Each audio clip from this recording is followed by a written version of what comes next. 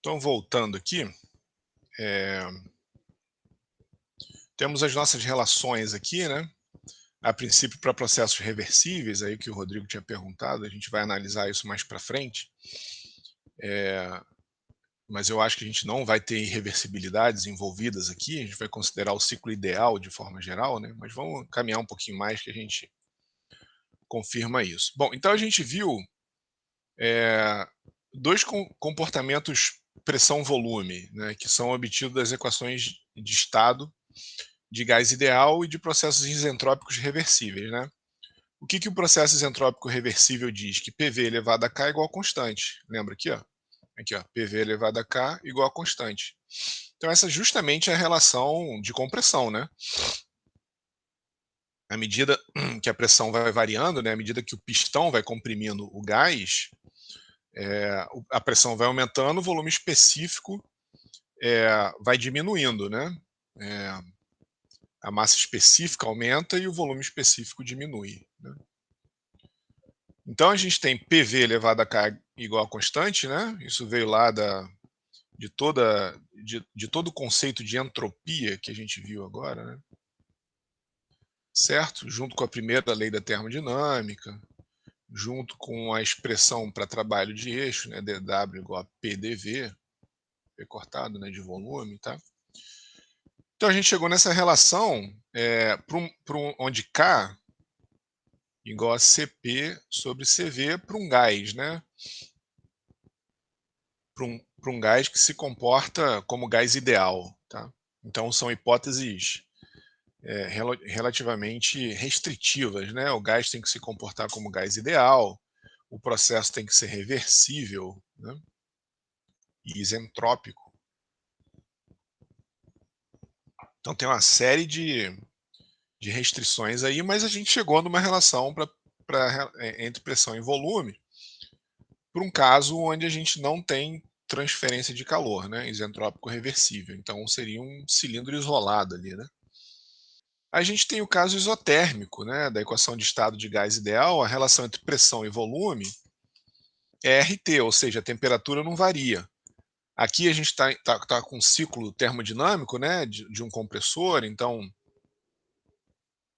a gente teria um trabalho de compressão aqui de 1 para 2, a expulsão do gás de 2 para 3, a expansão de 3 para 4, e a admissão de gás de 4 para 1. Então essa relação PV aqui, ó, né, essa relação pressão-volume, né, que ela vai variando, né, aqui P1, V1, aqui P2, V2, né, aqui P3, V3, né, se eu pegar a pressão e o volume multiplicar aqui um pelo outro, né, a gente teria I elevado a K, isso é constante para um processo isentrópico reversível, isso é igual a RT para um processo isotérmico,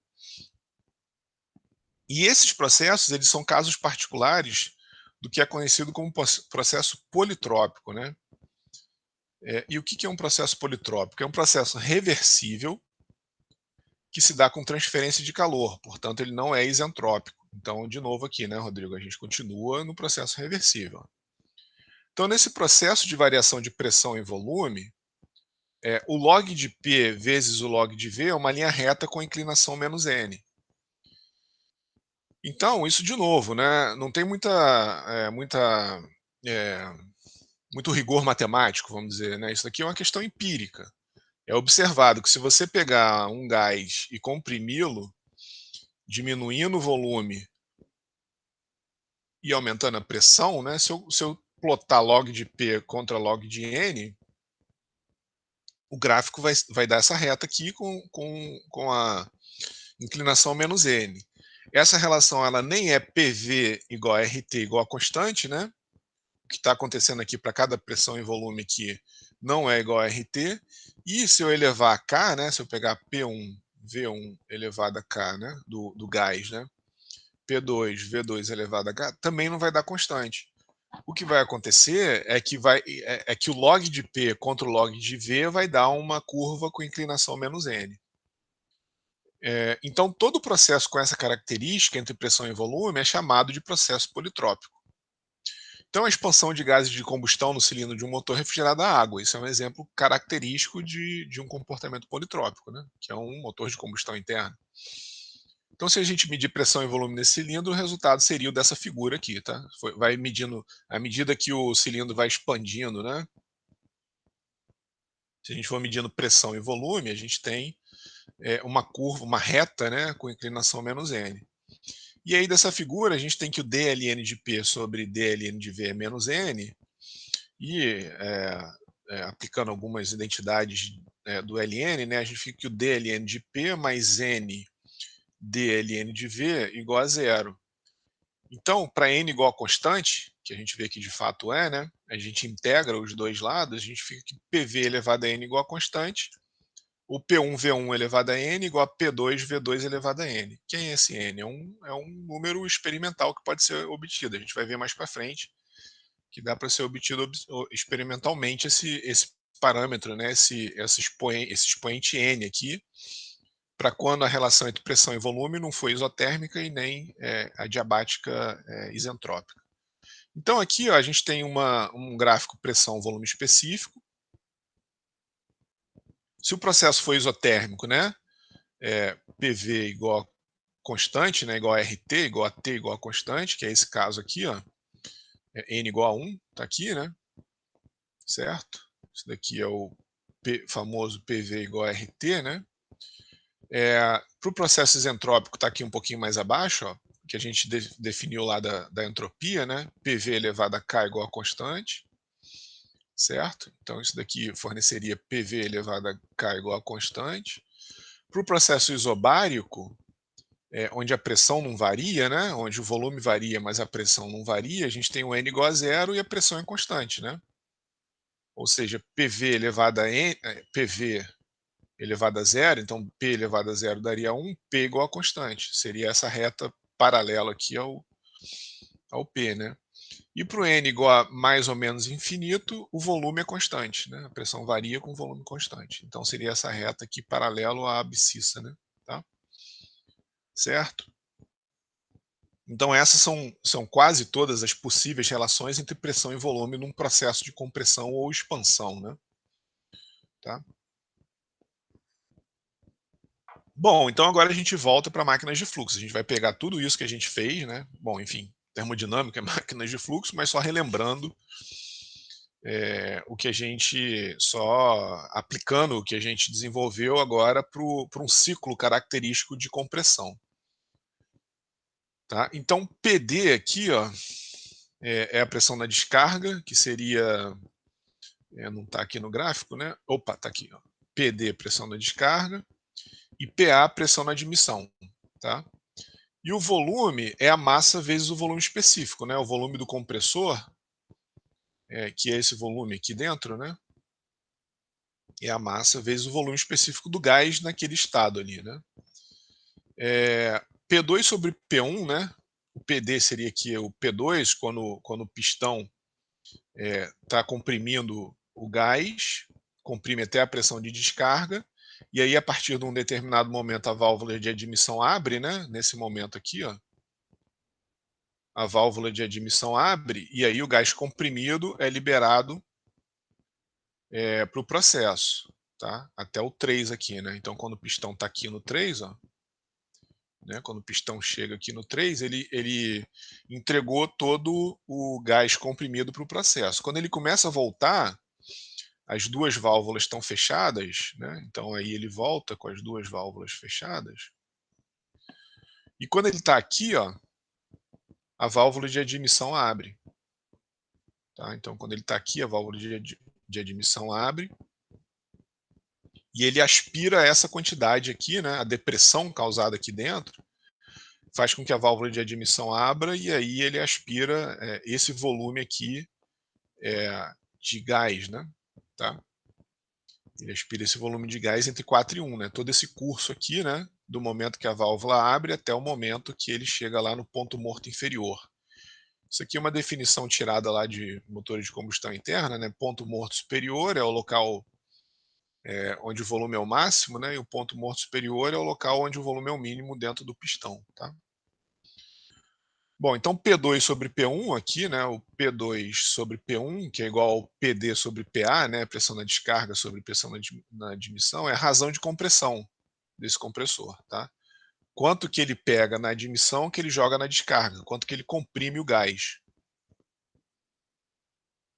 Ele pega um gás na pressão PA, pode ou não ser atmosférica, né? Se ele for um compressor de 2 cilindros, a admissão de um pega a descarga de outro, e aí ele vai fazendo mais ou menos o que uma bomba centrífuga em série faz, né? Ele vai fornecendo energia à medida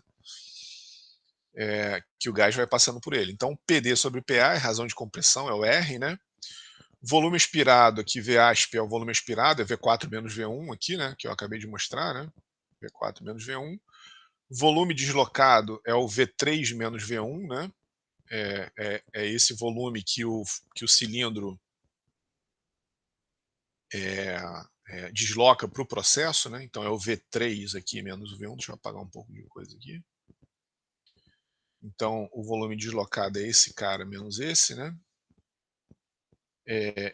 Ou cilindrada do compressor. Quando a gente fala que um carro tem tantas cilindradas, né?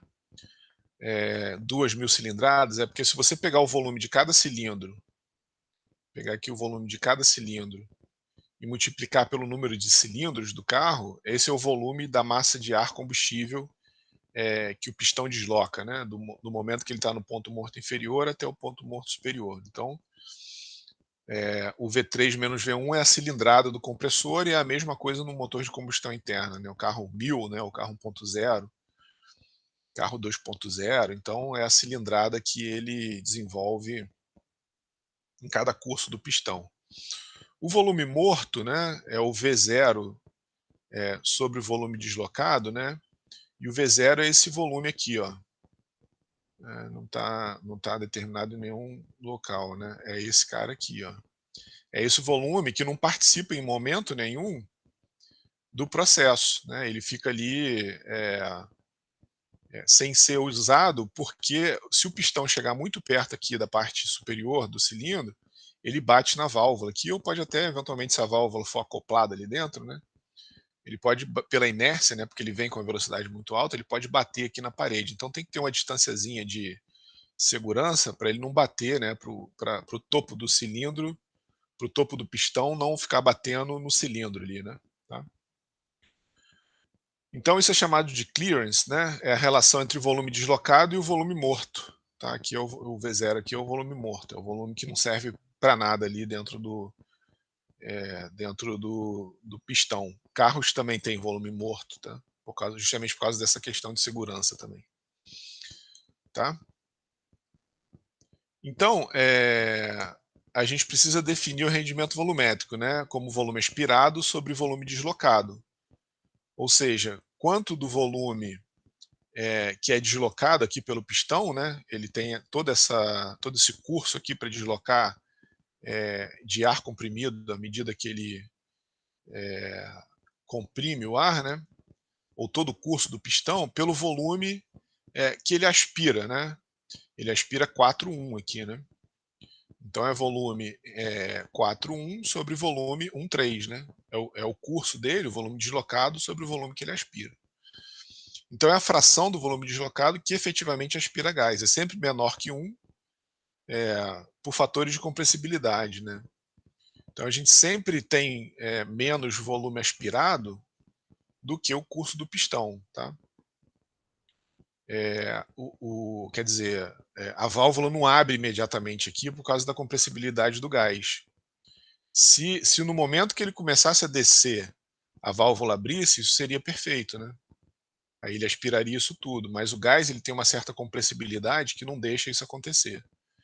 Então ele precisa criar um certo vácuo aqui, né, nesse espaço aqui, para permitir com que a válvula abra, tá?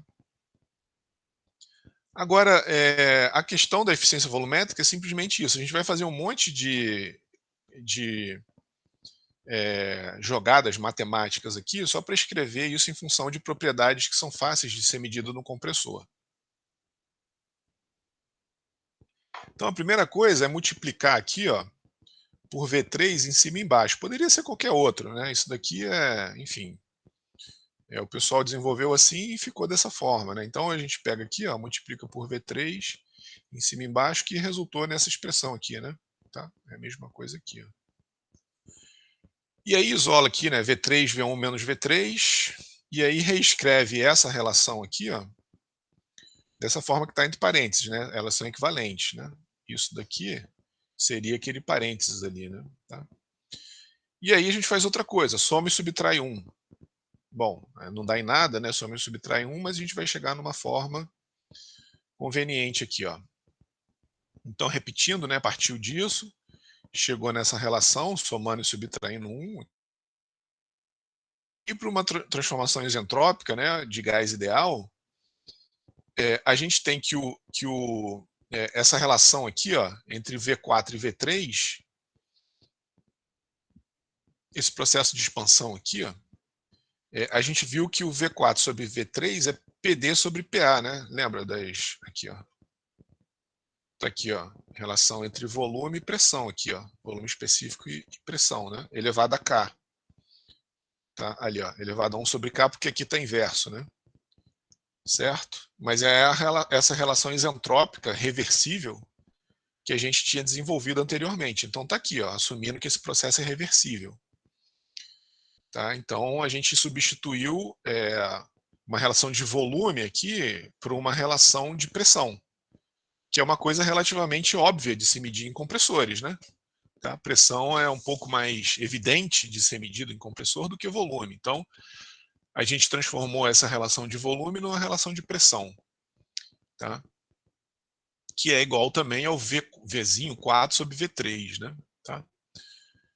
Então, ó, PD aqui, ó, igual a P2 igual a P3, né? Então essa pressão de descarga igual a pressão 3 igual a pressão 2. E o P1 é P4, que é igual a PA, aqui embaixo, né? Certo? Então, o rendimento volumétrico, ele fica 1 menos C. A gente aplicou aqui a definição de clearance aqui, né? Cadê? Um slide para trás aqui, ó. Que é o volume V0, né, o volume morto sobre o volume deslocado. Isso é uma grandeza de interesse também nos compressores. Então a gente escreveu o rendimento volumétrico em função do clearance, né, desse volume morto aqui, que não serve para nada. Então quanto menor o volume morto, maior o rendimento volumétrico, né? E PD sobre PA, 1 elevado a K menos 1. Então, lembra que a gente partiu de uma relação bem simples de volume, né, que é o volume aspirado sobre o volume deslocado, que é o rendimento volumétrico, para chegar nessa relação aqui, que envolve o clearance e envolve a relação de pressão para um processo adiabático reversível, né, para essa expansão adiabática reversível. Tá? Reversível. Certo? Sem atrito, sem nenhum processo que levaria a irreversibilidade no processo. Tá? Beleza? Então PD sobre PA, 1 sobre K. Então quanto menor o clearance, melhor, maior o rendimento volumétrico. Gases com alto K, né, com a relação de CP e CV melhor, por causa dessa relação aqui, né, que vai se tornando menor. Então o ar, por exemplo, tem uma eficiência volumétrica, o K é 1,4, então ele nessa expressão aqui mostra que em face a todos esses, bom, o hidrogênio mais ou menos igual, o nitrogênio igual, mas o butano teria uma eficiência volumétrica pior porque o K dele é menor. Então o CP sobre CV dele é menor, essa eficiência volumétrica aqui ficaria pior, né? E quanto menor a razão de compressão, melhor. Então quanto mais você comprime, né? Se vocês lembrarem na aula passada, tinha uma tabelinha aqui, ó. Deixa eu ver se eu volto rapidinho nela. Aqui, essa daqui, ó. Observa aqui, ó, que a gente pode ter uma pressão P2 máxima aqui, ó. Lembra, isso daqui é uma tabelinha comparando diversos tipos de compressor, alternativo, palheta, parafuso, centrífugo axial. E a gente tinha uma pressão de saída muito alta para um compressor alternativo, de 250.000 kPa ou mais, mas existe uma relação P2 sobre P1 aqui, ó. 4 por cilindro, 4 por carcaça, porque se a gente começar a aumentar muito essa relação de compressão, é o que está mostrando aqui, ó, o rendimento volumétrico diminui muito. Tá, vamos voltar onde a gente estava. Então, o rendimento volumétrico do compressor diminui, tá? Então, por isso que não é bom usar um compressor para comprimir o gás, sei lá, da pressão atmosférica até vários megapascal. É melhor você fazer isso em etapas, né? Em estágios, tá? Bom, porque aí você tem um rendimento volumétrico melhor. E agora, né, uma análise da relação entre pressão de descarga e pressão na admissão, né? Analisando aqui, o que a gente tem aqui? Ó? Um ciclo de compressão comum, né? Aqui teria o 1, 2, deixa eu tentar passar em vermelho aqui, ó. Vai ficar meio torto, evidentemente, né? Mas esse daqui seria, vamos dizer assim, o ciclo de referência, o ciclo azul. Então, o que acontece à medida que a pressão de descarga vai aumentando, mantendo a pressão de admissão constante? Ó. O ciclo original 1, 2, 3, 4, né? 1, 2, 3, 4, aqui, ó, esse é o original, ele se torna 1, 2 linha, deixa eu pintar de azul aqui, ele vai se tornar 1, 2 linha, 3 linha, 4 linha, e voltando por aqui, né? Vou fazer pontilhado aqui. Tá? Então, esse é o ciclo que acontece quando a pressão de descarga aumenta. Então, o volume aspirado, V4 linha 1 aqui, ó, tá vendo? Ele é menor que o V41 e o rendimento volumétrico cai. Então, no limite, quando a pressão P2 é muito grande, o rendimento é nulo. O que acontece quando você vai aumentando muito a pressão? A válvula de descarga não consegue abrir mais. Então, você não aspira nada, quer dizer, você não expulsa nada, né? E aí o compressor fica nessa linha aqui, ó, subindo e descendo, sem expulsar o gás. Tá? Então, o rendimento volumétrico é nulo, porque em um determinado momento ele não consegue mais vencer as pressões na descarga. Tá? Então, o rendimento volumétrico vai caindo e, eventualmente, ele chega um momento que não consegue mais vencer e aí o rendimento dele fica nulo. O que acontece se a gente diminuir muito o PA, né? Se tiver um vácuo muito forte em PA, uma pressão muito baixa? Então vamos fazer a mesma coisa aqui. Ó. A gente tem um ciclo original 1, 2, 3, 4 aqui. Ó. 1, 2, 3, 4, 1. Tá? E aí ele se torna 1, 2 linha, 3 linha, 4 linha aqui, ó, pintar de azul de novo, ó, a medida aqui, ó, 1, 2 linha, né? Aqui. Opa, não, na verdade é 1 linha, né? Porque a pressão de admissão diminuiu, deixa eu apagar ali. A pressão de admissão diminuiu, então ele veio aqui para baixo, ó, o azul desceu ali. Então agora ele começa daqui, né? A pressão 1 vem daqui, vai até o 2 linha, vai até o 3 e vai até o 4 linha. Então esse é o ciclo quando a pressão de admissão diminui, né? Então aqui, ó, a válvula de admissão ela se abre em 4. Quando a pressão diminui, ela abre em 4 linhas, porque o vácuo aqui dentro do pistão, lembra que aqui embaixo tinha um pistão? Ficou meio ruim aqui, né? Aqui embaixo tinha um pistão para simular o mesmo comportamento ali, ó. E à medida que ele ia descendo, se a pressão PA para abrir a válvula estava aqui, agora ela está aqui porque a pressão é muito maior, né? A contrapressão que está sendo exercida ali na admissão do compressor é muito maior. Então ele tem que deslocar mais ar para conseguir abrir a válvula. E aí o rendimento volumétrico diminui, tá? E aí ele vem até aqui, vai ter que comprimir até a pressão da descarga, né? Certo? E aí no limite, quando o P1 é muito pequeno, o rendimento é nulo, ele não consegue mais abrir a válvula. Ele chega lá no final do curso, não abre a válvula e o pistão fica só subindo e descendo, sem aspirar ar. Tá? Certo? Então essas são algumas análises da influência da pressão na admissão e na pressão de descarga. Né? Tá? Agora o que a gente vai fazer é analisar o trabalho consumido no ciclo de compressão, né, que é uma coisa muito importante. Da mesma forma que a gente quis saber a potência que as bombas centrífugas consumiam, a gente quer saber também a potência que um compressor consome em função das relações do processo. Tá? Então, a coisa é simples, né? A gente faz a soma algébrica aqui do trabalho em cada trecho do ciclo. Trabalho 1, 2, esse trabalho de compressão aqui, né? Na hora que ele está comprimindo o gás até 1, 2. O trabalho de expulsão do gás, 2, 3 aqui, ó, tá? O 2, 3. O 3, 4, que é o trabalho de expansão, né? Na hora que ele está admitindo o gás. E o trabalho 4, 1, na hora que ele está efetivamente aspirando o gás exterior, né? Da admissão. Bom, então cada um desses termos aqui, ó, o trabalho 1, 2, é o trabalho de compressão, realizado no gás, né? Então é menor que zero, lembra da convenção da termodinâmica, dado pela integral de PDV, né? Equivalente à área A12CD, essa área aqui. Então, integral de PDV, né? Se a gente tem aqui o P, integral de PDV vai dar essa área sobre essa curva aqui, né? O trabalho 2,3 é o trabalho de movimentação do gás. É o momento que o gás está sendo conduzido para o processo. Ele é menor que zero, porque também é um trabalho dado realizado no gás, né? Então é menor que zero, pelo sistema, no gás. Então esse trabalho 2,3 é a área A2,3AC, né? Essa área daqui, né? A2,3AC, certo? Então esse é o trabalho de movimentação do gás.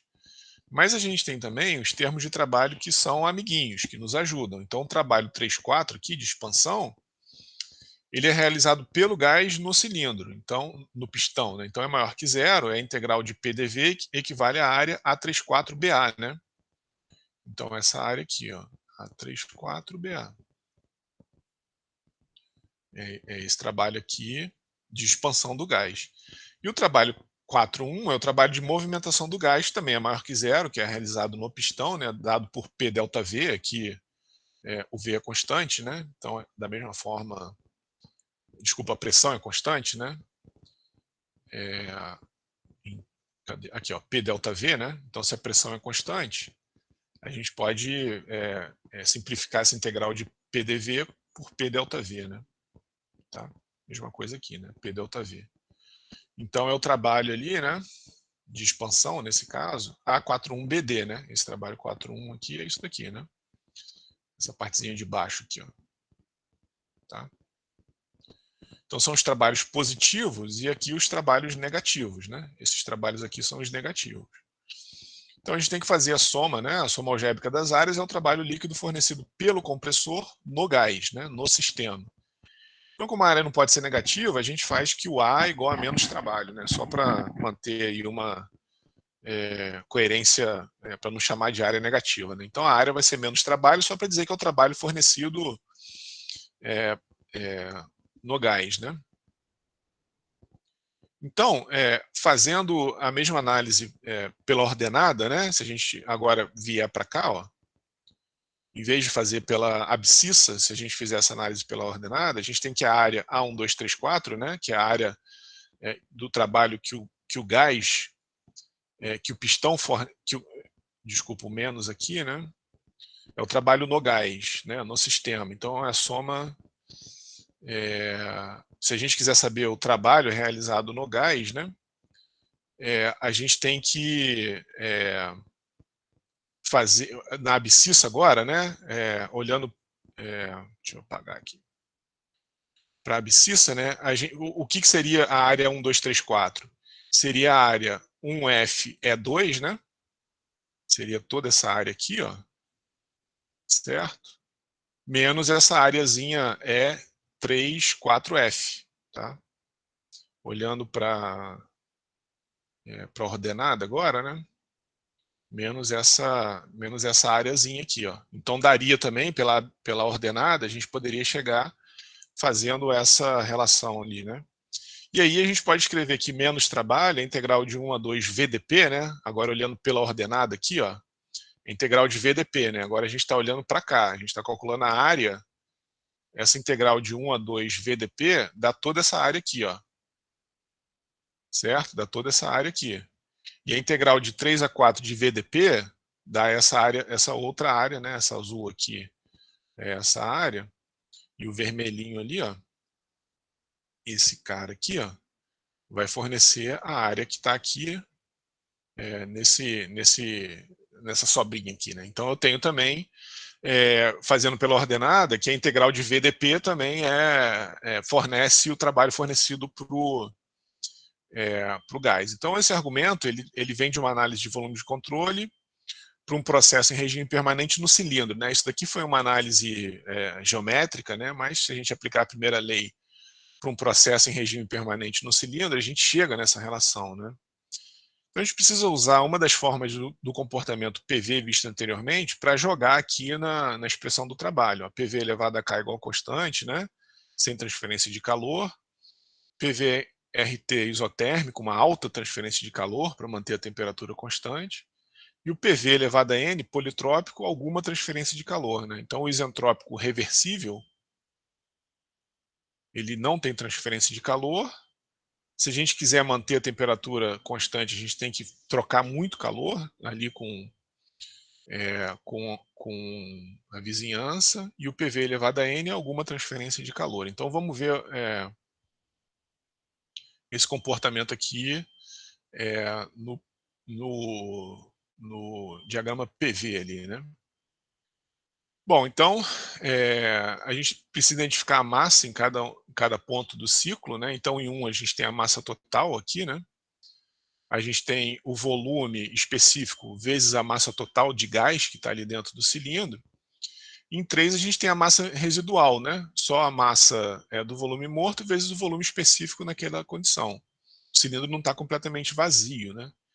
Então o que a gente tem? Né? A massa total, o que é o trabalho? A massa total integral de 1 a 2, né? que aqui nesse momento que ele está em 1 aqui, né? E 2 ele passa de uma condição, né, de volume específico de 1 para volume específico 2 com uma determinada massa de gás que está ali dentro, né? Entre 1 e 2 a massa não varia, né? Até o momento que ele comprime, a massa é a mesma, o volume é que está variando, certo? E entre 3 e 4, a massa também não varia, a válvula ainda não abriu, né? Então a massa residual é a mesma e o volume específico varia de 4 para 3, né? Tá? Certo? Então, aí é uma hipótese que vem lá dos livros de compressores, né, para facilitar os cálculos, né? A expansão e a compressão acontecem entre os mesmos estados termodinâmicos, então ele diz que essa integral de 1 a 2, apesar de aparentemente não ser muito igual, né, essa relação VDP não a gente observa que ela não é tão igual assim, mas ele assume que enfim, bola para frente, né, assim que as coisas são. Então ele assume que essa integral de 1 a 2 VDP é igual a integral de 3 a 4 VDP, né, que esse comportamento aqui vai ser igual a esse comportamento aqui. Então é uma hipótese, normalmente isso é usado, né? Então a gente fica que o trabalho, né, é M integral de 1 a 2 VDP, onde M é massa total menos a massa residual, né? Lembrando aqui dessa relação, ó. Ele botou essas duas integrais aqui, chamou essas duas integrais aqui, disse que elas são iguais e colocou elas em evidência, né? Então, e aí o M seria a massa total menos a massa residual, né? É o que é levado da sucção até a descarga, né? Para a realização do ciclo. E o trabalho por unidade de massa, né? Lembra que o Wzão é kJ por quilo, ou joule por quilo, seja lá o que for, e o Wzinho aqui embaixo, opa, desculpa, o contrário.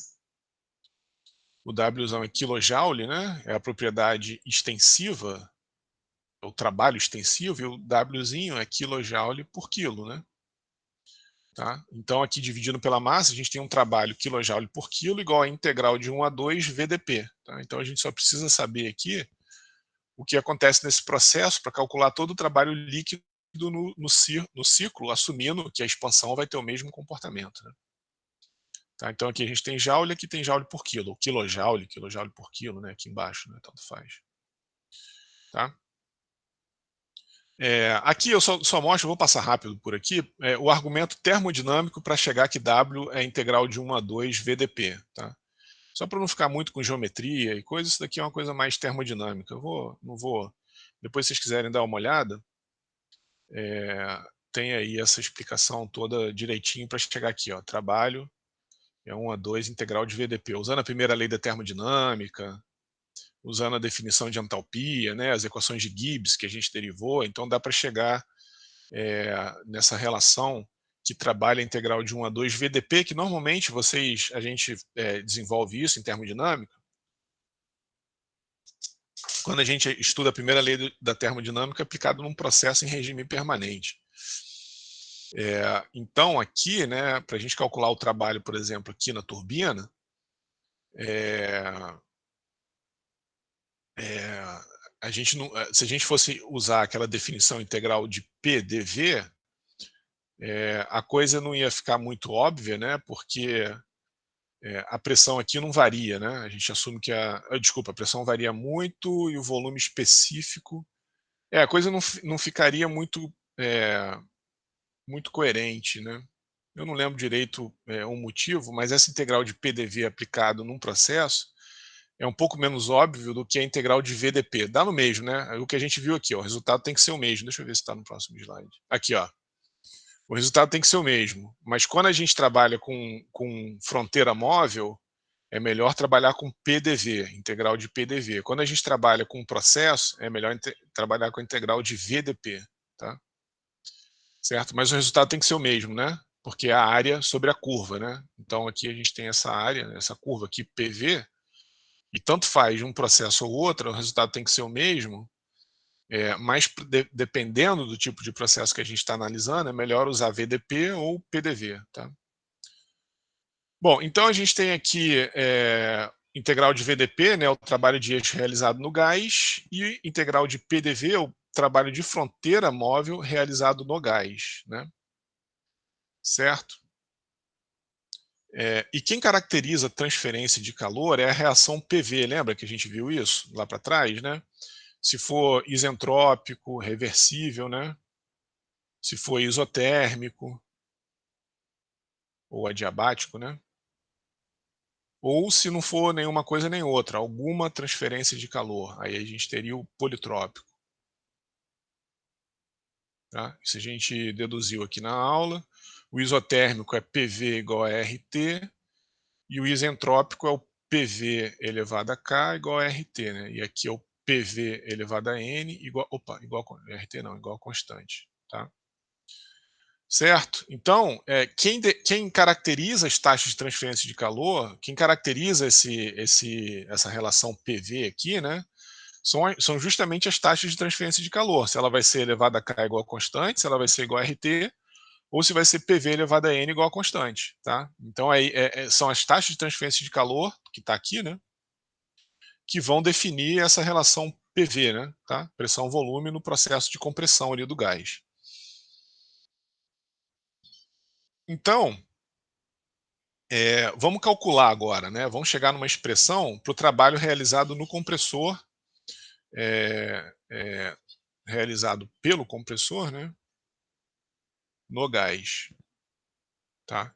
Então a gente tem o trabalho igual a menos integral de 1 a 2 VDP, e essa é a relação mais geral, essa é a relação politrópica. Todas as duas a gente viu, né? Politrópica. Que elas são simplificações, né? Ou são casos particulares do processo politrópico. Se o N igual a K, a gente tem o isentrópico. Eita. Isentrópico. Adiabático, né? E se o N igual a 1, a gente tem o isotérmico.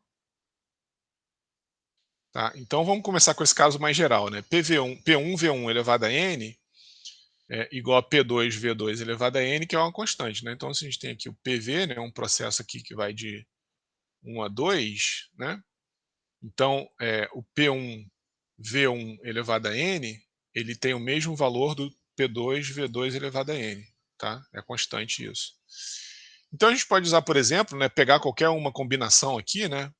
Vamos pegar essa daqui, ó, P1V1 elevado a N igual a PV elevado a N, tá? Fazer uma coisa geral.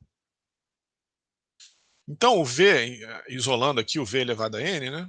Isolando aqui o V elevado a N, a gente tem que o V elevado a N é P1V1 elevado a N sobre P. E o V, né, aí tirando a raiz enésima dessa relação aqui, né, P1 1 sobre N V1, P1 1 sobre N, tá?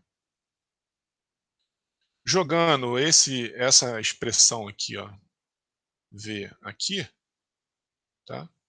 Jogando ali, ó, a gente fica com essa expressão aqui, ó, trabalha menos P1, 1 sobre N V1, integral de 1 a 2 dP sobre P1 elevado a N, né? Porque o P1 é constante, então esse cara aqui saiu da integral porque ele é uma constante, tá? Então ele foi para fora da integral. O V1 também saiu da integral porque ela é constante, mas o P é uma variável, né? Quando eu fiz isso daqui, ó, eu disse o seguinte, ó, P1 V1 num estado P1 V1 igual a P2 V2 no estado P2 V2 igual a uma pressão qualquer num volume específico qualquer elevado a N. Então esse P aqui não pode sair da integral, mas esse aqui pode porque ele é a pressão calculada num certo estado, tá? Então tá aqui, ó, P1 e V1 saíram da integral e o P ficou lá dentro, tá? Integrando isso, né, aí é uma matemática aqui, ou seja, 1 menos n, né, menos 1 sobre n mais 1 sobre 1 sobre n mais 1, né, é a integral de 1 a 2 de dp sobre p elevado a 1 sobre n, entre P1 e P2, né, então dá essa expressão aqui, p elevado a 1, p elevado a 1 menos 1 sobre n, e aí o 1 menos 1 sobre n veio aqui para baixo, né? Isso daqui é da integral, né? Todo esse termo aqui é da integração, né? Pertenceria à integração aqui, ó. Então, resolvendo, né, para P1 e P2, a gente fica com essa expressão aqui para o trabalho realizado pelo compressor no gás, tá? Então dá essa relação aqui, ó, certo? Deixa eu só silenciar o telefone aqui. Beleza? Então dá essa relação aqui, tá? Bem simples, né? A gente tem que saber o N do gás, desculpa, o coeficiente politrópico, experimentalmente, eu vou mostrar para vocês como é que se determina isso. A pressão e o volume em 2, a pressão e o volume em 1. Só que a gente sabe, né, que essa relação aqui, ela é igual a RT para um gás ideal, né? Certo? Então, se a gente está comprimindo um gás que se comporta como gás ideal, a gente pode dizer que o P2V2 é RT2, P1V1 é RT1. Então, é o trabalho líquido realizado no gás a cada ciclo mecânico. É o trabalho fornecido, né, que aumenta a pressão e também a temperatura, né?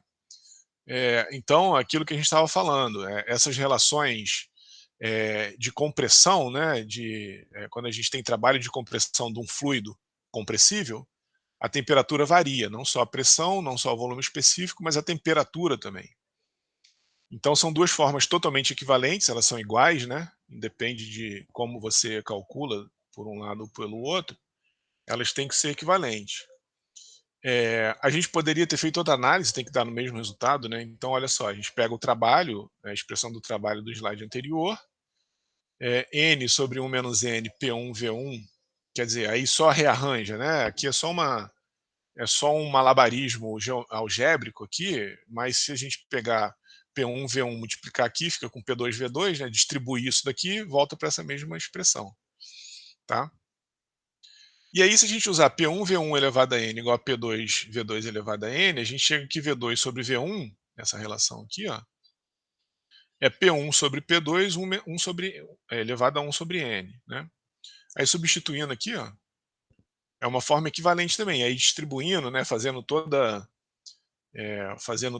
o algebrismo aqui, né, colocando P2, né, no denominador aqui, o P2 elevado a 1 sobre N no denominador e o P1 aqui também, né, juntando o P2 e o P1, a gente fica com essa relação equivalente para o trabalho, né, se a gente souber o coeficiente politrópico, o R do gás, a temperatura, a razão de compressão, né, e o coeficiente politrópico aqui dentro. Então são relações totalmente equivalentes.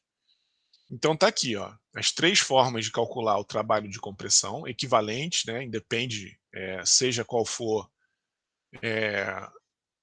a fórmula, vocês têm que chegar no mesmo lugar, desde que o gás se comporte como um gás ideal, para poder usar essa aproximação aqui, e que o processo seja politrópico, reversível, né? Tá? Beleza? Agora, observa que esse n, ele foi um coeficiente geral lá, né. Para a gente fazer o isentrópico, PV elevado a k igual a constante, é só trocar o n pelo k, né. Se a gente chegasse aqui atrás e fizesse toda essa relação aqui com n em vez do k, ó, a gente ia chegar na mesma relação, né, porque aqui o n, né, esse coeficiente n aqui, para o coeficiente politrópico, para o processo politrópico, é o k para o processo isentrópico, né. Então é só colocar o k aqui, né, pegar todas as relações de trabalho e jogar o k. Então a gente fica com um conjunto de equações para calcular o trabalho para um processo politrópico e para um processo isentrópico, tá? Beleza? Bom, então já são quase 10, terminar a aula aqui. Alguma pergunta aí, Rodrigo, Cristiano? Os últimos dos moicanos, não sei se tem mais gente, acho que não, né? Tudo certo aí? Amanhã, então, fazer a revisão de prova, né? Mostrar para vocês como que se resolvia a prova, e aí a gente marca aí depois para cada um ver